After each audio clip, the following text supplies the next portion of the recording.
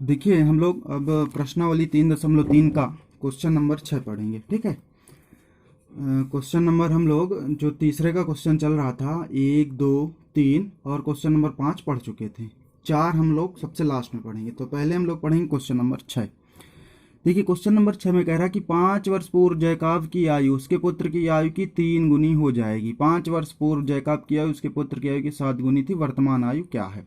ठीक है। तो सबसे पहले आप मानेंगे वर्तमान आयु। आपको पता है कि आयु वाले क्वेश्चन हम लोग पीछे भी पढ़ चुके हैं। ठीक है। तो सबसे पहले मानेंगे कि माना माना जैकब की वर्तमान आयु, जैकब है। ठीक है। जैकब की वर्तमान आयु बराबर कितनी है? 5 वर्ष। ईयर लिख सकते हैं, वाई आर ईयर, या फिर 5 वर्ष वर्ष लिख सकते हैं। ठीक है। तथा उसके पुत्र की वर्तमान आयु कितनी है? सॉरी, यहाँ 5 वर्ष मत करिए, एक्स वर्ष करिए ना। 5 वर्ष कैसे ले सकते हैं? एक्स वर्ष। ठीक है। क्या ले लिए? एक्स वर्ष। और इसको क्या ले लेंगे? वाई वर्ष। क्या ले लीजिए? इसको वाई वर्ष। ठीक है। देखिए अगर कभी भी वर्ष वाले क्वेश्चन आते हैं ना, तो उसमें आपको वर्तमान आयु पता होना चाहिए। और वर्तमान आयु हमको कैसे पता होगी? हम लोग मानेंगे, लेट करके चलेंगे वर्तमान आयु को। ठीक है ना। तो वर्तमान आयु कितनी है? एक्स वर्ष है। और मान लेते हैं कि उसका जो पुत्र है उसकी वर्तमान आयु कितनी है? वाई वर्ष है। अब देखिए पहली कंडीशन में बात की गई है कि जैकब की आयु 5 वर्ष बाद, जैकब की आयु मतलब वर्तमान आयु से 5 वर्ष बाद। ठीक है।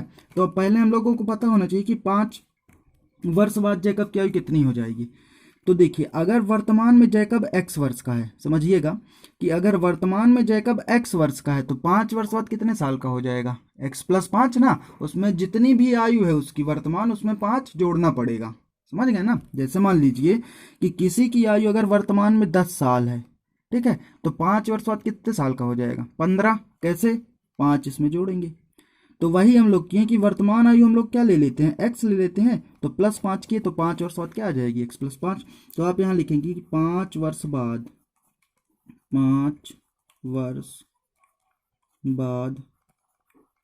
जैकब की आयु बराबर कितनी हो जाएगी? एक्स प्लस 5 वर्ष। ठीक है ना। समझ गए।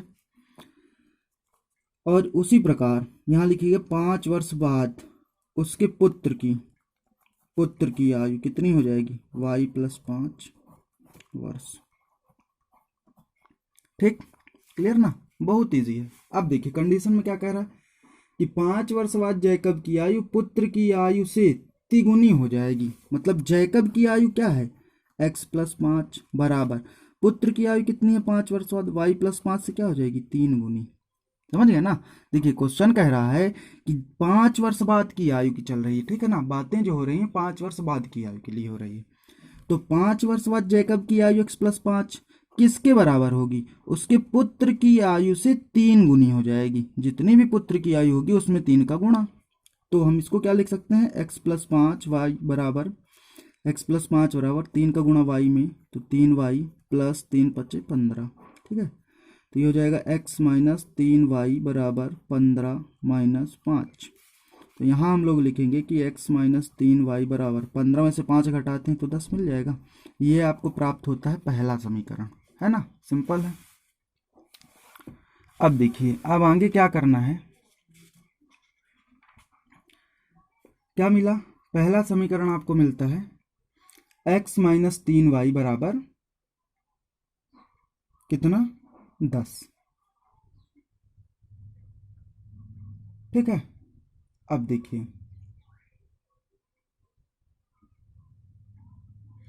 अब क्या करना है, दूसरे समीकरण की ओर चलते हैं। ठीक है।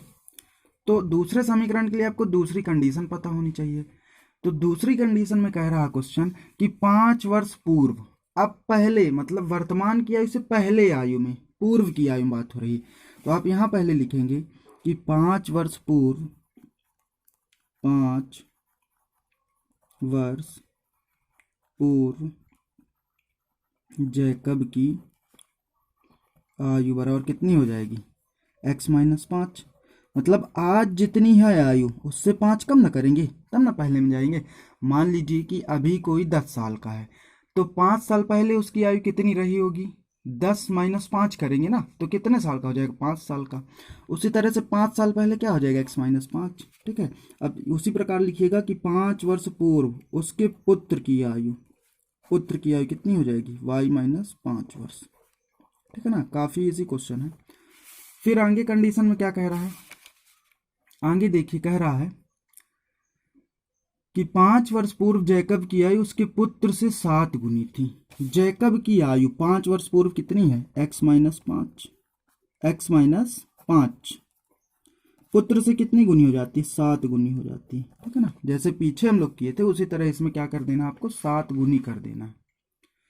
अब देखिए x - 5 बराबर 7 का अंदर गुणा करें तो 7y - 7 = 35। तो x - 7y बराबर क्या हो जाएगा, -35 और +5। तो x - 7y बराबर कितना मिल जाएगा, -30। ये हो जाएगा आपका क्या, समीकरण नंबर 2।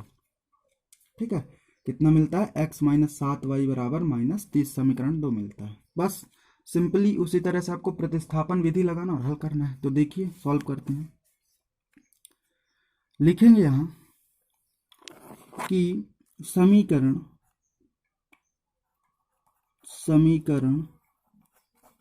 1 से, ठीक है, क्या है समीकरण 1, x - 3y बराबर 10। यहाँ से x का मान निकालिए तो 10 + 3y मिल जाएगा। अब ये समीकरण 3 बन गया। अब आप लिखेंगे कि समीकरण 3 का मान समीकरण 2 में रखने पर, तो पहले समीकरण 2 लिखिए, x - 7y बराबर -30। x का मान रखिए 10 + 3y x का मान है, और माइनस ये 7y बराबर कितना, -30। ये घटेगा तो कितना हो जाएगा, -4y हो जाएगा। -4y बराबर -30, और ये उस तरफ जाएगा तो ये भी माइनस में कितना हो जाएगा, 10। तो -4y बराबर कितना बन गया, -40। माइनस माइनस कैंसिल, y बराबर कितना हो जाएगा, 40/4 कैंसिल होके 10। तो y बराबर कितना आ जाता है, 10। ठीक है, तो वर्तमान में y किसकी आयु है, उसके पुत्र की आयु है। वर्तमान में y किसकी आयु है, उसके पुत्र की आयु है। ठीक है, आपको किसकी चाहिए, जैकब की। तो आप y का मान कहाँ रखेंगे, समीकरण 3 में। तो यहाँ लिखेंगे नीचे कि y का मान समीकरण 3 में रखने पर, तो पहले समीकरण 3 लिखिए, क्या है, समीकरण 3 है x - 3y बराबर 10। x - 3 × 10 बराबर कितना हो जाएगा, 10। x - 30, 10 का गुणा 3 से तो 30, और बराबर कितना हो जाएगा, 10। x बराबर हो जाएगा 10 + 30, तो x बराबर कितना बन जाएगा, 40। ये आपका आ जाएगा आंसर।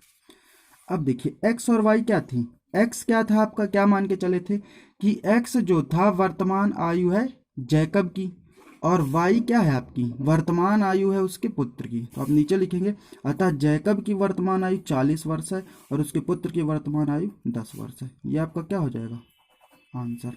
ठीक है, अब देखिए, अब हम लोग पढ़ेंगे, देखिए क्वेश्चन नंबर 4।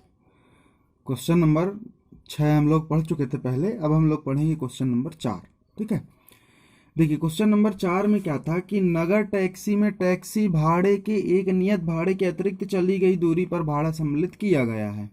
10 किलोमीटर दूरी चलने पर भाड़ा 105 तथा 15 किलोमीटर दूरी चलने पर 155। इस तरह से मतलब क्वेश्चन दिया गया, आप एक बार पढ़ लीजिएगा बुक में। देखिए सबसे पहले इस क्वेश्चन में सबसे मेन बात यह है कि आपको क्वेश्चन की लैंग्वेज समझना है। ठीक है ना, क्योंकि क्वेश्चन बहुत ही ज़्यादा टेढ़ा मेढ़ा लिखा है। मतलब सबसे पहली चीज़ इस क्वेश्चन में है कि आपको इस क्वेश्चन की लैंग्वेज समझना है। ठीक है ना, अगर आप इस क्वेश्चन की लैंग्वेज समझ जाएंगे कि क्वेश्चन क्या कहना चाह रहा है, तो आप इस क्वेश्चन को ऑलरेडी सॉल्व कर पाएंगे। बहुत इजी क्वेश्चन है। ठीक है, कुछ खास क्वेश्चन नहीं है। ठीक है, तो देखिए क्वेश्चन में ये कहा गया है कि कोई भी टैक्सी है, ठीक है, तो उस टैक्सी का कहीं मान लीजिए हमको जाना है, तो उस टैक्सी का किराया जो है, जितना किराया है उसका वो तो फिक्स है। मान लीजिए ऐसा कि हमको जगह ए से जगह बी तक जाना है। ठीक है, मान लीजिए कोई जगह ए है और कोई जगह बी है, तो हमको ए से बी तक जाना है, ये कोई टैक्सी है। ठीक है, तो हम ऐसा करते हैं कि मान लीजिए जब हम ए से बी तक जाते हैं तो जो फिक्स किराया है ए से बी का वो कितना है, 50 रुपये है। ठीक है ना, अब टैक्सी में कुछ खास सुविधाओं के कारण कुछ एक्स्ट्रा किराया लिया जाता है।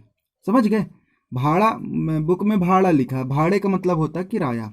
ठीक है, मतलब यह है कि ए से बी तक अगर आप जाते हैं तो कॉमन है 50 रुपये आपका किराया लगना ही लगना है। ठीक है, और अगर आप उसमें कुछ एक्स्ट्रा सुविधाएं लेते हैं तो आपको कुछ किराया एक्स्ट्रा देना पड़ता है। उसमें यही लिखा है कि अतिरिक्त भाड़ा देना है। क्वेश्चन में लिखा गया है कि नियत भाड़े के अतिरिक्त चली गई दूरी पर, मतलब एक फिक्स भाड़ा आपको देना है 50 रुपये। मान लीजिए किराया कितना है 50 ए से बी का, तो वो 50 तो देना पड़ेगा आपको, लेकिन उसमें क्या है कि कुछ फिक्स और भी है। क्या फिक्स है कि किराए के अतिरिक्त और भी किराया लिया जाएगा कुछ सुविधाओं के कारण। ठीक है ना, तो मान लीजिए जैसे ए से बी के बीच का किराया कितना 50 रुपए है, तो आपसे 20 एक्स्ट्रा लिया जा रहा है। और ये जो अतिरिक्त किराया लिया जा रहा है ना, एक्स्ट्रा किराया, वो कैसा है कि किलोमीटर के हिसाब से है। क्वेश्चन में लिखा गया अतिरिक्त चली गई दूरी पर भाड़ा सम्मिलित किया जाता है। 10 किलोमीटर दूरी के लिए भाड़ा 105 है तथा 15 किलोमीटर की दूरी के लिए 155 नियत भाड़ा तथा प्रति किलोमीटर, तो प्रति किलोमीटर भाड़ा क्या है, एक व्यक्ति को 25 किलोमीटर यात्रा करने पर कितना भाड़ा देना होगा, यह भी चीज बोली गई है। ठीक है, तो अगर आप 1 किलोमीटर का भाड़ा निकाल लेंगे तो 25 किलोमीटर का निकाल पाएंगे। ठीक है, तो चलिए क्वेश्चन को सॉल्व करते हैं। तो पहले आप ऐसा करिए कि मान लीजिए कि जो फिक्स वाला भाड़ा है, ठीक है ना, वो कितना है, मान लीजिए कि टैक्सी का नियत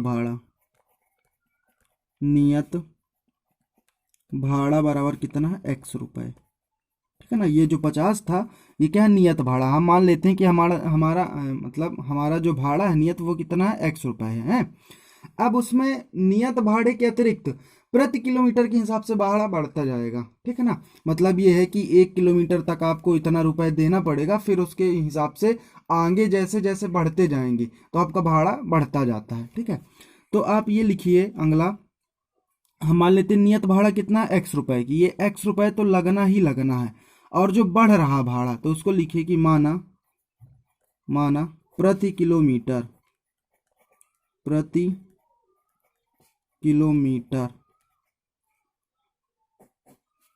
किलोमीटर का भाड़ा, प्रति किलोमीटर का अतिरिक्त भाड़ा लिख लीजिए, अतिरिक्त। ठीक है, भाड़ा कितना है, y रुपए। तो देखिए पहली कंडीशन क्या कह रहा है कि नियत भाड़े के अतिरिक्त चली गई दूरी पर भाड़ा सम्मिलित है। ठीक है, 10 किलोमीटर दूरी के लिए भाड़ा कितना देना पड़ता है, 105 रुपए। मतलब ये है कि आप जब 10 किलोमीटर की दूरी तय करेंगे ना तो आपको x रुपए तो देना पड़ेगा, लेकिन जब 10 किलोमीटर की दूरी तय करते हैं तो प्रति किलोमीटर अतिरिक्त जो भाड़ा है, ठीक है ना, कितना y रुपए है। तो मान लीजिए कि अगर एक प्रति किलोमीटर का मतलब 1 किलोमीटर अतिरिक्त भाड़े की बात हो रही है, आपको x रुपए देना पड़ेगा और उसके साथ अतिरिक्त देना पड़ेगा। तो ऐसा करिए कि जब 1 किलोमीटर, प्रति किलोमीटर का मतलब होता है कि 1 किलोमीटर में अगर आप y रुपए दे रहे हैं तो 2 किलोमीटर में कितना देंगे, 2y, और 3 किलोमीटर में कितना देंगे, 3y। तो 10 किलोमीटर चला गया है तो 10 किलोमीटर के लिए कितना देंगे, 10y ना देंगे। इसका मतलब है कि आप x रुपए तो दे रहे हैं और उसके साथ 10 किलोमीटर चल रहे हैं तो 10y एक्स्ट्रा रुपए दे रहे हैं।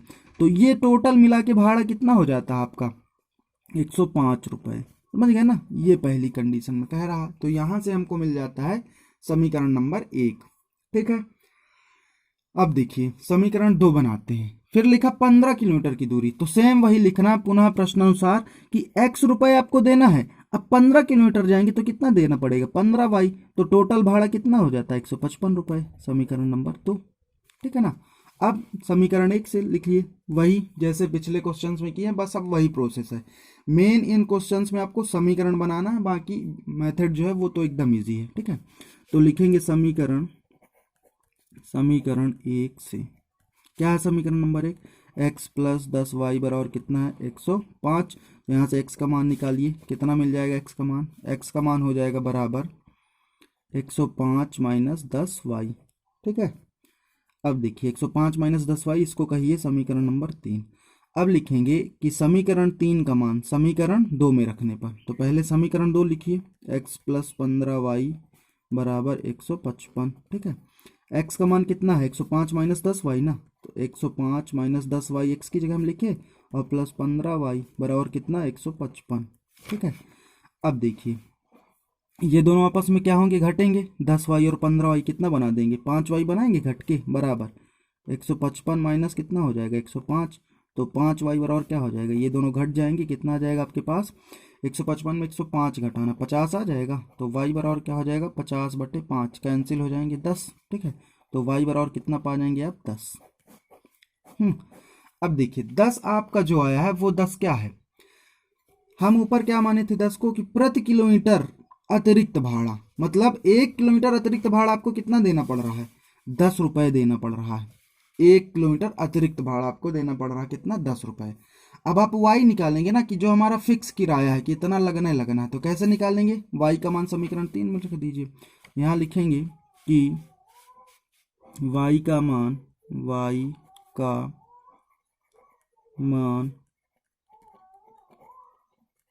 समीकरण 3 में रखने पर।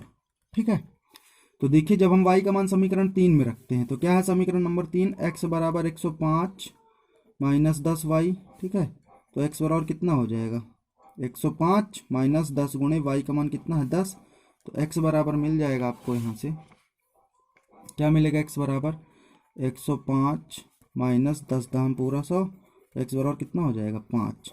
मतलब नियत भाड़ा आपका कितना है 5 रुपए है, समझ गए ना। नियत भाड़ा यहाँ से आपका कितना निकल रहा है 5 रुपए निकल रहा है।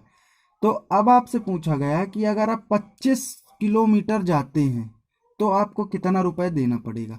तो सबसे पहले आप पता करिए, ठीक है। तो ये क्या मिलता है हमको, ये हमारा फिक्स भाड़ा था, ठीक है ना, कि हमको इतना 5 रुपए देना ही देना है, और उसके साथ आपको क्या है अतिरिक्त भाड़ा 10 रुपए है। तो क्वेश्चन में आपसे ये पूछा जा रहा है कि अगर हम 25 किलोमीटर चलते हैं, कितना चलते हैं 25 किलोमीटर, तो हमको भाड़ा कितना देना पड़ेगा। तो देखिए 25 किलोमीटर, वही प्रोसेस आप करिए कि 25 किलोमीटर के लिए आपका भाड़ा जो है कितना फिक्स होता है, भाड़ा 5 रुपए। मतलब एक्स वाला पार्ट क्या है फिक्स ना है, मतलब ऐसा बनाइए कि अतः 25 किलोमीटर के लिए किराया, यहाँ लिखिए अतः 25 किलोमीटर चलने पर कुल भाड़ा। तो देखिए कितना एक्स्ट्रा लगना है, x रुपए तो एक्स्ट्रा लगेगा, और प्लस उसके साथ कितना किलोमीटर चल रहे हैं 25 किलोमीटर में चल रहे हैं, तो 25 क्या हो जाएगा y पीछे की तरह। बस इसमें फार्मूला पुट करिए, x का मान कितना है 5 है, और प्लस 25 गुणे y का मान कितना है 10। जब इसको हल करते हैं तो कितना मिलता है 5 प्लस 25 दाम 250, तो कितना मिल जाता है 255। समझ गए ना। तो मतलब 25 किलोमीटर चलने के लिए कितना किराया देना पड़ेगा 255 रुपए। ये क्या है आपका आंसर। अगर नहीं आया समझ में, एक बार फिर से इसको देखिए। देखिए क्वेश्चन में क्या बोला गया था आपका कि कितनी भी दूरी हम चलें, कितनी भी दूरी चलें, उसमें एक फिक्स भाड़ा है जो कि क्या है अपना x है, और x का मान कितना मिला अपने को 5, तो 5 रुपए तो लगेगा आपका, ठीक है। और पर किलोमीटर मतलब प्रति किलोमीटर, इसका मतलब 1 किलोमीटर के लिए कितने रुपए बढ़ते जाते हैं आपके, जो y का मान है 10 रुपए बढ़ते जाते हैं। तो अगर हम 1 किलोमीटर के लिए 10 रुपए देते हैं तो 25 किलोमीटर के लिए कितना देंगे, 25 का 10 में गुणा करेंगे ना, तो यहाँ क्या करेंगे 25 गुणा 10, वही प्रोसेस। तो ये क्या हो जाएगा 5 प्लस 25 दाम 250 बराबर कितना आ जाएगा 255 रुपए आंसर, ठीक है। तो चलिए यहाँ से हमारी एक्सरसाइज 3.3 खत्म होती है, ठीक है। अब हम अगली एक्सरसाइज में पढ़ेंगे विलोपन विधि, एलिमिनेशन मेथड क्या होती है, ठीक है। सो गाइस अगर वीडियो अच्छी लगी तो वीडियो को लाइक शेयर एंड सब्सक्राइब जरूर करें, ठीक है। Thank you.